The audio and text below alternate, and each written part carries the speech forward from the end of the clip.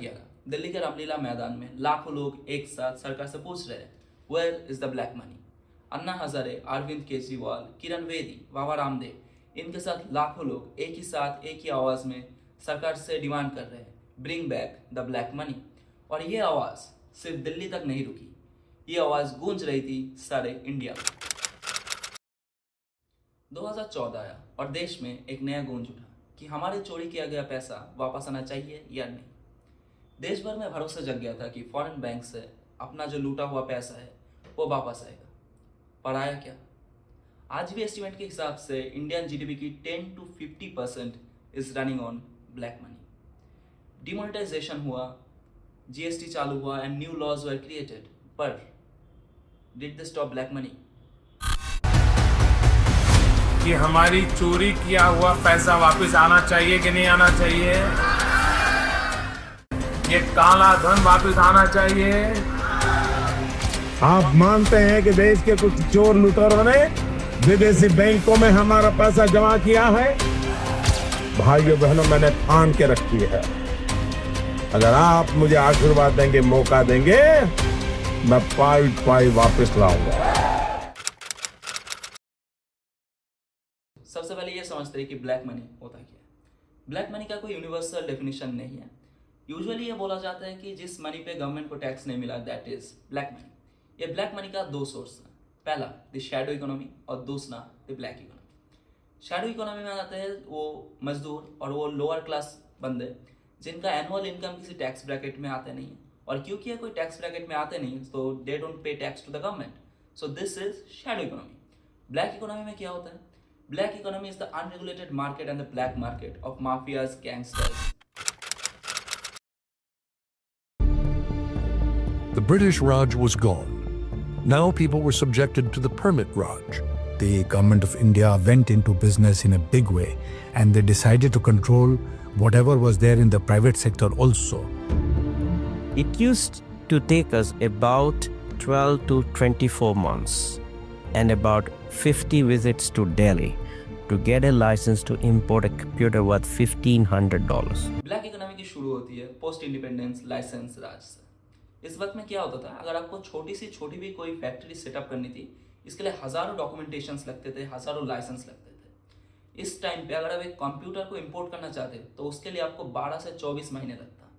इस टाइम पे देश का डिमांड बढ़ने लगा और शॉर्टेजेस चालू हो गई हर एक मार्केट में। इससे स्टार्ट हुआ ब्लैक इकोनॉमी की। अब आप पूछोगे कि how did this start black economy? तो एक एग्जांपल से समझते हैं। उस टाइम पे बजाज चेतक एक स्कूटर आता था जिसका मार्केट प्राइस था 10,000, लेकिन उसको खरीदने के लिए you have to be added to a waiting list जो था 10 महीने का। तो इसमें होता क्या था, जो पहले से वेटिंग लिस्ट पे थे, मतलब मैं अगर अभी वेटिंग लिस्ट में हूँ and I by that scooter, उसको मैंने खरीद लिया and someone else is in the waiting list और वो खरीदना चाहते हैं but they don't have the time, तो वो मुझे ज़्यादा पैसे देंगे जिसको मैंने पे किया उससे ज़्यादा, so I will sell the scooter to them. तो इसकी वजह से 10,000 का चेतक स्कूटर 20,000 तक में मिलने लगा। This was the start of black economy in India. 1974 से 1975 तक इंडिया का इनकम टैक्स रेट था 98%। यस, 98%। इसके ऊपर से वेल्थ टैक्स और एस्टेट टैक्स भी था। तो ऐसे हालात में लोग क्या करते हैं? यू गॉट इट राइट, जुगाड़। और इस जुगाड़ का सबसे सेंटर पे था real estate. I will explain it. अगर सोचिए एक प्रॉपर्टी है जिसका कीमत है 1 करोड़ रुपीस और सरकारी सर्कल में इसका प्राइस है 50 लाख, तो क्या होगा इसमें? 50 lakhs will be paid in checks and the other 50 lakh will be paid in cash. इससे क्या होता था, सरकारी दफ्तर में गवर्नमेंट के रिकॉर्ड्स में you sold that property for 50 lakhs, तो आपके ऊपर इनकम टैक्स कम लगेगा और जो बाय कर रहे हैं उसको भी अपना ब्लैक मनी कन्वर्ट करने का एक जरिया मिल जाएगा। सो this is how mafias and black money operators converted the black money into white by real estate. कुछ एस्टिमेट के हिसाब से आज भी अर्बन एरियाज में कुछ 10 to 20% ट्रांजैक्शंस ऐसे ही होते रहते हैं। तो ये तो ब्लैक मनी को व्हाइट करने का एक तरीका था, वह रियल एस्टेट। इसके अलावा भी और भी कई सारे तरीके हैं। We are gonna be discussing about some of them. First, round tripping via tax havens. Tax havens यानी Singapore, Cayman islands and other countries जहाँ पे इनकम टैक्स का रेट बहुत कम है या है ही नहीं। तो वहाँ पे क्या होता है, इंडिया का सारा ब्लैक मनी वहाँ पे शेल कंपनी के थ्रू सोर्स किया जाता है, मतलब वहाँ पे सेंड कर दिया जाता है और वहाँ से फॉरेन इन्वेस्टमेंट के जरिए वो मनी इंडिया में वापस आता है और ये ब्लैक मनी हो जाता है white money and this is somehow legal. दूसरा है गोल्ड एंड हवाला राउट्स। तो गोल्ड जैसे कि आपको पता है सऊदी अरब में और कई और देशों में गोल्ड की कीमत थोड़ा कम है।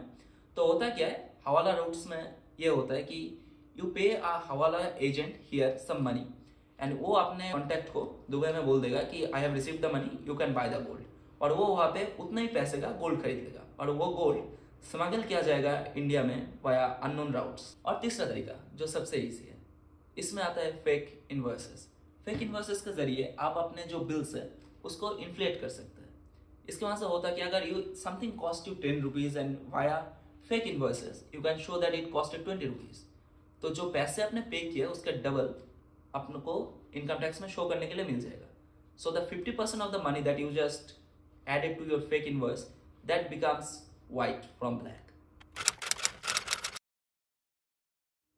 तो आप लोग अभी ये पूछ रहे होंगे कि गवर्नमेंट ने इस ब्लैक मनी प्रॉब्लम को सॉल्व करने के लिए क्या किया, and I assure you the government has tried the level best to stop this problem. They have implemented gold control, DTA amendments, demonetization, income declaration scheme, money control and cash transactions control and whatnot, and they have implemented other laws as well.